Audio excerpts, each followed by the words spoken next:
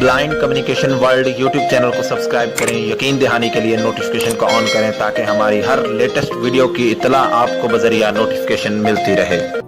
बिस्मिल्लाहिर्रहमानिर्रहीम, अस्सलाम वालेकुम वरहमतुल्लाहि वबरकातुहू। दोस्तों, आप देख रहे हैं अपना YouTube channel blind communication world और मैं हूं आप सबका दोस्त मोहम्मद अरसलान जट। हमेशा की तरह एक नई वीडियो के साथ हाजिर हुआ हूं। दोस्तों, आज हम कमेंट्री स्क्रीन रीडर के सिलसिले में पार्ट 12 लेकर आए हैं और यानी CSR पार्ट 12 फंक्शंस पार्ट 2, जिसमें हम अगले दो फंक्शंस की बात करेंगे जो बिल तरतीब हैं टूल्स एंड मेन मेन्यू। पिछली वीडियो में हमने प्रोफाइल्स और एक्सटेंशंस की बात की थी, तो प्रोफाइल्स हमने बनाई और उसको पहले बात कर लेते हैं कि उनको डिलीट कैसे करना है। अब आपने बना तो ली, आप चाहे आपने प्रोफाइल्स में जाना है, चाहे आप जेस्चर के थ्रू जाएं या फिर आप मैनुअल तरीके से जाएं, और जिस प्रोफाइल को आपने डिलीट करना है उसके ऊपर जाकर डबल टैप टू होल्ड करें और फिर आपके सामने वो कंफर्मेशन मैसेज आएगा, कैंसिल बटन और ओके बटन होगा। और अगर आप डिलीट करना चाहते हैं तो आप ओके बटन के ऊपर क्लिक कर देंगे तो आपकी प्रोफाइल डिलीट हो जाएगी। हमने टूल्स और मेन मेन्यू को अपने फंक्शंस में से जेस्चर के ऊपर सेट कर दिया है और हमारा टूल्स जो है वो लेफ्ट टू राइट जेस्चर के ऊपर सेट है और मेन्यू जो है वो डाउन देन राइट के ऊपर सेट है। तो पहले हम थोड़ा सा ये जान लेते हैं कि इनमें से सबसे आसान चीज़ कौन सी है, उससे मुश्किल कौन सी चीज़ है, फिर सबसे मुश्किल एडवांस लेवल की कौन सी चीज़ है। तो फंक्शन सबसे आसान कहलाते हैं और फंक्शन जीशो आपको खुद प्रोवाइड करता है, बहुत सारे वैसे आप बना भी सकते हैं। इसी तरह से अगर आप फिर जाएं इससे ऊपर, जो इससे थोड़ी सी मुश्किल चीज़ है वो एक्सटेंशन है, उसको भी बना तो सकते हैं, बल्कि बना ही सकते हैं क्योंकि उसको जीशो प्रोवाइड नहीं करता। और फिर सबसे जो एडवांस लेवल की चीज़ है, सबसे मुश्किल चीज़ है, वो है टूल्स। यूज़ करने में नहीं, बनाने की बात कर रहा हूँ, क्योंकि उसको भी जीशो आपको नहीं देता, आपको खुद बनाने होते हैं। और ये जिनको कोडिंग आती है वही बनाते हैं, यानी डेवलपर्स ही बनाते हैं टूल्स को मोस्टली, ठीक है। और आम यूज़र के लिए इनमें डिफरेंस नहीं पता चल सकेगा आसानी से, क्योंकि यूज़ तो एक ही जैसा होता है तीनों का, ठीक है। हाँ, थोड़ा सा फ़र्क आप देख सकेंगे इस हिसाब से कि अगर आप किसी फंक्शन को जेस्चर के ऊपर आपने सेट किया और वो फंक्शन में आप पहले से आए हुए हैं और फिर आप उसको जेस्चर को अप्लाई करते हैं दोबारा से, तो वो कुछ भी नहीं होगा क्योंकि वो पहले से ही ओपन है। इसी तरह से अगर आप किसी एक्सटेंशन जो आपने जेस्चर के ऊपर सेट किया और उसमें आप मौजूद हैं, एक्सटेंशन में पहले ही आ चुके हैं और फिर से वो एक्सटेंशन अप्लाई करते हैं, या जेस्चर अप्लाई करके आप एक्सटेंशन में आते हैं और फिर से उस जेस्चर को अप्लाई करते हैं, तो वो रीओपन हो जाएगी, जबकि फंक्शन ऐसे नहीं करता। तो ये फ़र्क तो थोड़ा सा है। बाकी वैसे आम यूज़ में यूज़ एक ही तरह से होता है, बाकी सब कुछ एक ही तरह से है, तो आम यूज़र के लिए फ़र्क नहीं है, डेवलपर के लिए फ़र्क है, चूँकि उसने बनाना होता है तो उसको तीनों में जो फ़र्क है वो अच्छे तरीके से मालूम है, ठीक है जी। हम पहले टूल्स के इंटरफेस देख लेते हैं। तो जेस्चर को अप्लाई करते हैं लेफ्ट टू राइट का, टूल्स ओपन हो चुके हैं। यही जो टूल्स का ऑप्शन है ये आपको जीशो सेटिंग में जब आप जाते हैं, जीशो के मेन पेज पे आते हैं और वहीं पर आपको एक्सटेंशन एडवांस सेटिंग के साथ एक्सटेंशंस और फिर टूल्स का ऑप्शन भी आ रहा होता है, तो वहां पर भी क्लिक करके आप आएंगे तो यही वाला इंटरफेस होगा जो अभी है। स्वाइप करते हैं, Enter keyword text edit button। ये देखें वही इंटरफेस है जो पिछली बार एक्सटेंशन में आपने देखा था।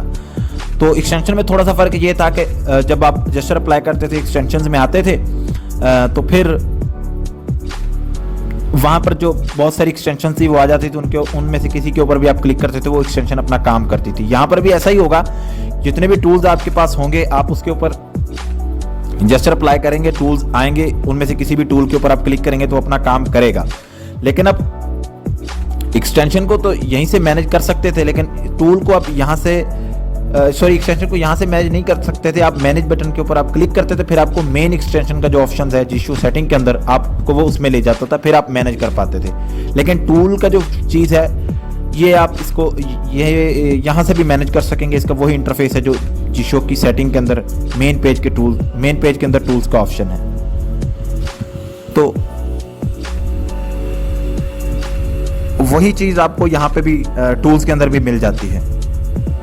टूल्स को डाउनलोड करने के लिए आप जीशो की मेन सेटिंग में आएंगे और डाउनलोड एडिशनल रिसोर्सेज में जाकर टूल्स के ऑप्शन के ऊपर डबल टैप करेंगे और वहाँ पर जीशो के सर्वर पे ऊपर जितने भी लोगों ने टूल्स अपलोड किए हुए होंगे वो सारे के सारे वहाँ पर शो हो जाएंगे। और डाउनलोड करने का वही तरीका है जो आप एक्सटेंशन को, जिस तरह यानी आप एक्सटेंशन को डाउनलोड करते हैं उसी तरह से आप टूल्स को भी डाउनलोड करेंगे। जिस तरह आप जेस्चर स्कीम को डाउनलोड करते हैं, पर एप्लीकेशन जेस्चर स्कीम को, साउंड स्कीम को, बिल्कुल उसी तरह से आप इसको भी डाउनलोड कर सकेंगे, डाउनलोड एडिशनल रिसोर्सेज में जाकर।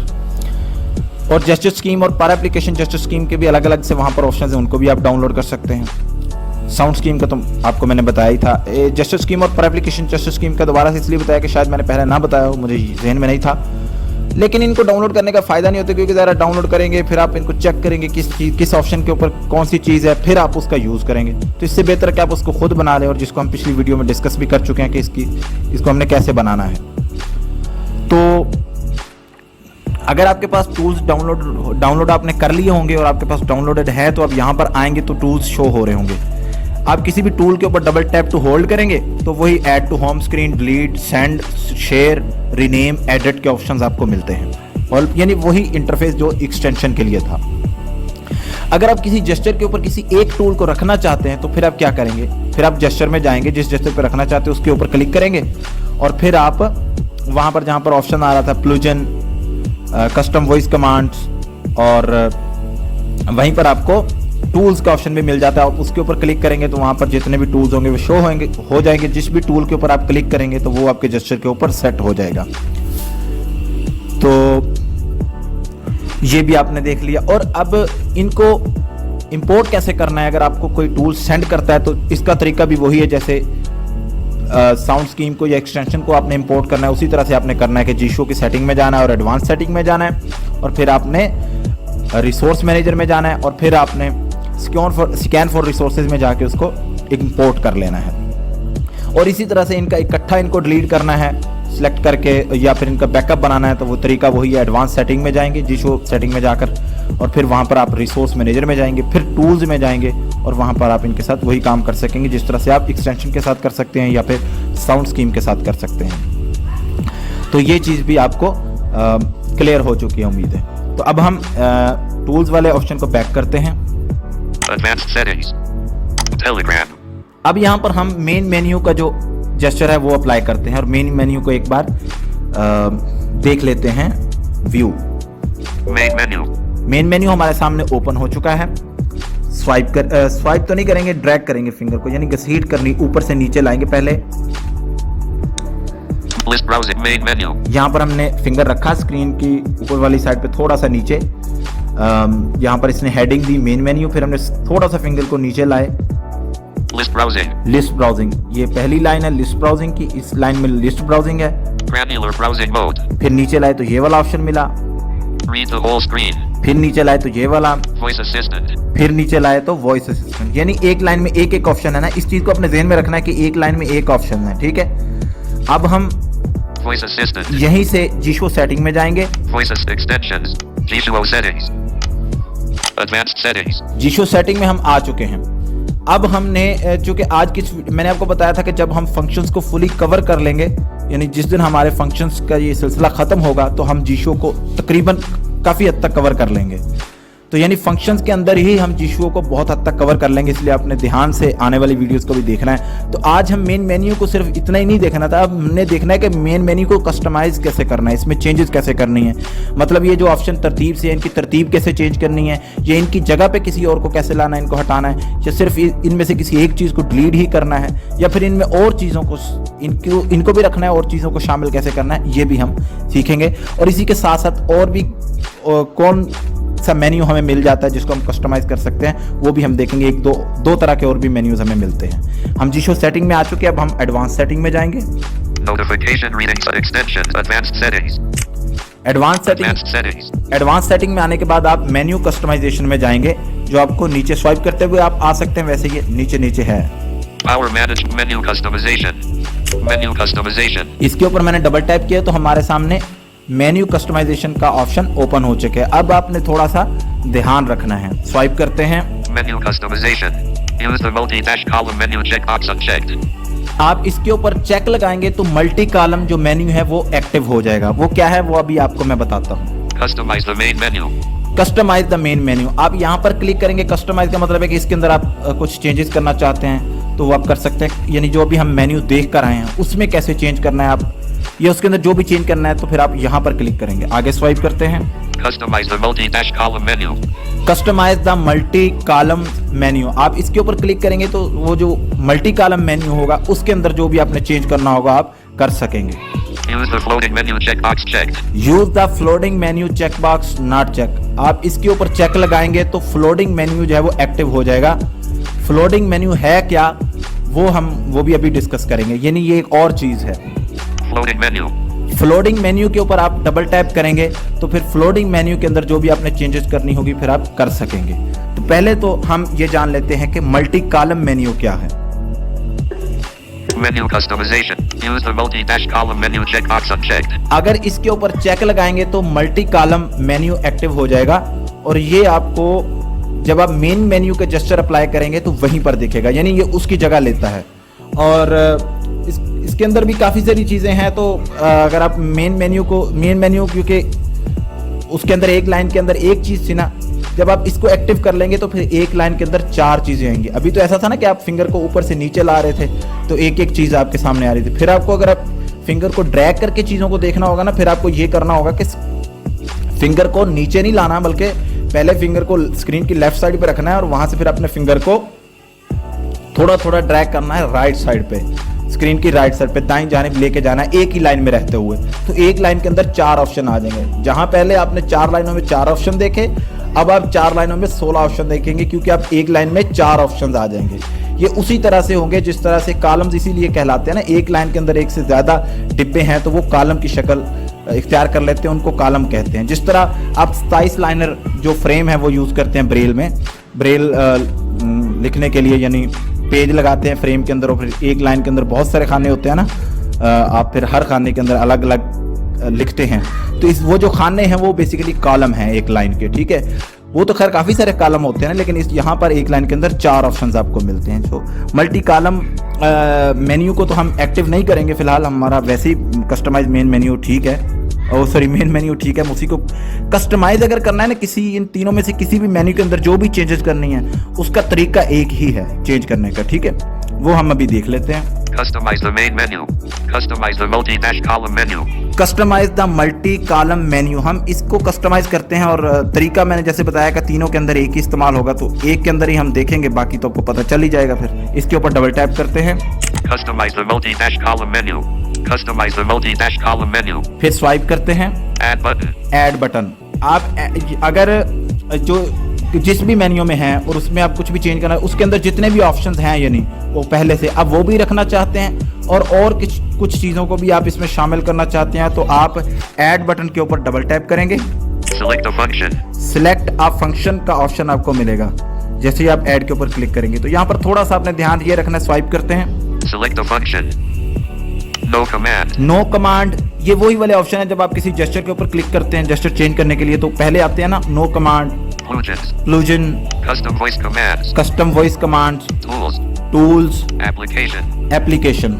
ये यानी आप अपने मेन्यू के अंदर कोई एप्लीकेशन भी रख सकते हैं, टूल्स में से कोई एक टूल भी रख सकते हैं, प्लूजन्स यानी एक्सटेंशन में से कोई एक एक्सटेंशन भी रख सकते हैं, और फिर आगे Profiles. ये वो फंक्शंस शुरू हो जाते हैं जिनको हम अब शुरू कर चुके हैं, आज उसका पार्ट 2 है फंक्शंस का।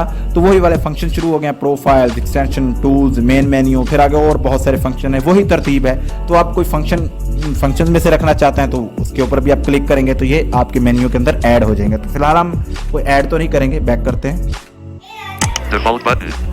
ऐड बटन के बाद आता है डिफॉल्ट बटन। आप अगर किसी मेन्यू के अंदर कोई भी चेंजेस कर चुके हैं और अब आप चाहते हैं यार नहीं, जो जिशियो ने मुझे दिया था मेन्यू, मैं उसी हालत में उसको रखना चाहता हूं, फिर आप डिफॉल्ट के ऊपर क्लिक करेंगे, फिर कैंसिल बटन आएगा और ओके बटन आएगा। आप ओके के ऊपर क्लिक करेंगे तो वो अपनी असली हालत में चला जाएगा। अब आगे स्वाइप करते हैं।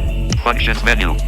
पहले नंबर पर इस मेन्यू में आता है फंक्शन मेन्यू, ठीक है। फिर आगे Recognition menu. Recognition menu, Automatic browsing. Automatic browsing, ये 3 ऑप्शन हैं, ठीक है। पहले पे फंक्शन, रिकग्निशन और फिर ऑटोमेटिक ब्राउजिंग। अब हम Recognition menu. रिकग्निशन मेन्यू के ऊपर डबल टैप टू होल्ड करते हैं वैसे, तो फिर कुछ ऑप्शंस मेरे सामने शो होंगे। स्वाइप करते हैं, Move up. Move up, Move down. Move down Delete. और डिलीट।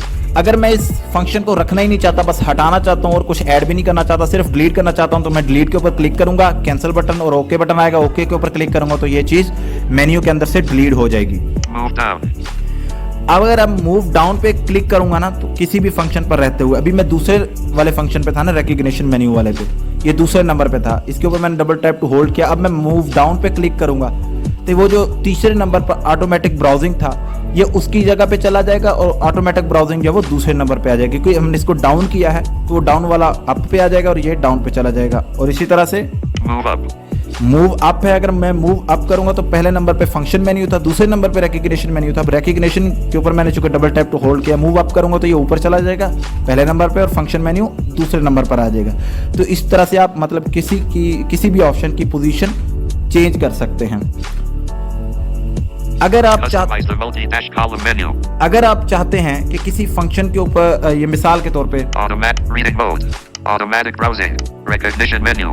Functions menu. ये पहले नंबर वाला फंक्शन मेन्यू है, मैं चाहता हूं मैं फंक्शन मेन्यू को हटा दूं, यानी इसको बिल्कुल ही मेन्यू से रिमूव कर दूं और इसकी जगह पे कोई और ले आऊं। तो मैं क्या करूंगा, इसी के ऊपर डबल टैप करूंगा। Select a function. तो अब यहाँ से मैं अगर किसी भी फंक्शन को सिलेक्ट कर लेता हूँ, अभी हमने देखा था ना कैसे करना है, तो किसी के ऊपर भी क्लिक करूंगा तो वो वाला ऐड हो जाएगा, ये फंक्शन मेन्यू से हट जाएगा। तो अब आपको पता चल गया कि चेंज कैसे करना है, हटाना कैसे है, पोजीशन कैसे चेंज करनी है और कैसे शामिल करना है और पहले वाले की जगह पे कैसे शामिल करना है। तो ये चीजें हमने देख ली। अब हम यहाँ से बैक चलते हैं। Customize the menu customization. Menu customization में हम वापस आ चुके हैं। अब यहाँ पे एंड वाला जो चीज रहती है वो है हमारी floating menu. Multi column menu मैंने आपको बता दिया, फ्लोटिंग मेन मेन्यू का तो आपको पता चल ही चुका है और इनकी चेंजेस कैसे करनी है वो भी आप सीख चुके हैं। अब आपने ये जानना है कि फ्लोटिंग मेन्यू बेसिकली है क्या। वो किसी जेस्चर पे सेट नहीं होता, वो आपकी स्क्रीन पर हर वक्त रहता है। कहाँ पे रहता है ये अभी हम देखते हैं। Floating menu. फ्लोटिंग मेन्यू, इसमें तो हम अभी नहीं जाएंगे। Use the floating menu checkbox checked.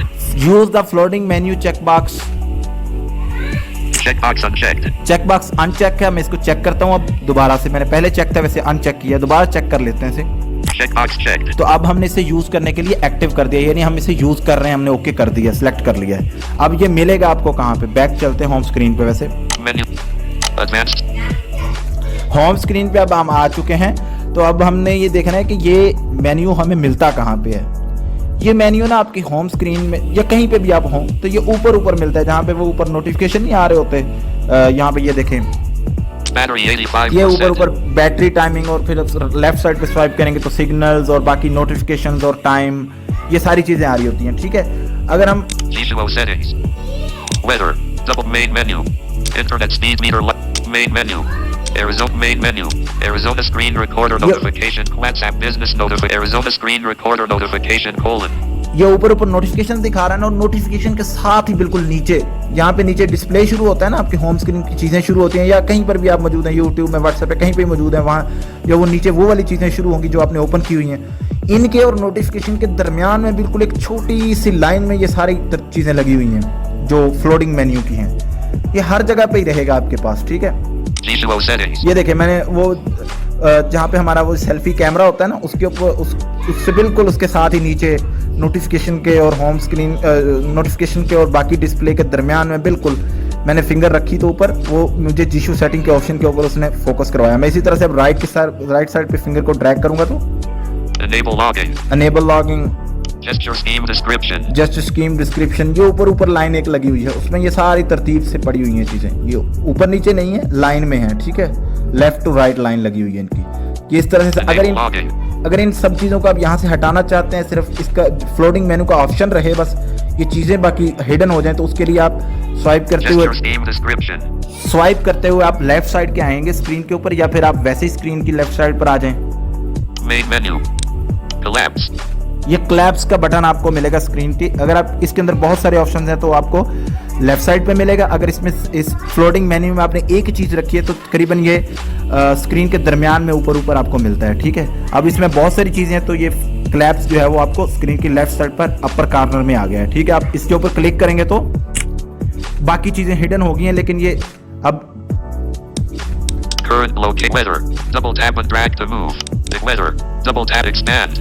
अब ये एक्सपैंड का ऑप्शन अभी भी मौजूद है। अब बाकी चीज़ें तो हिडन हो गई हैं। अब जैसे मैं इसके ऊपर क्लिक करूंगा फिर वो लाइन शो हो जाएगी।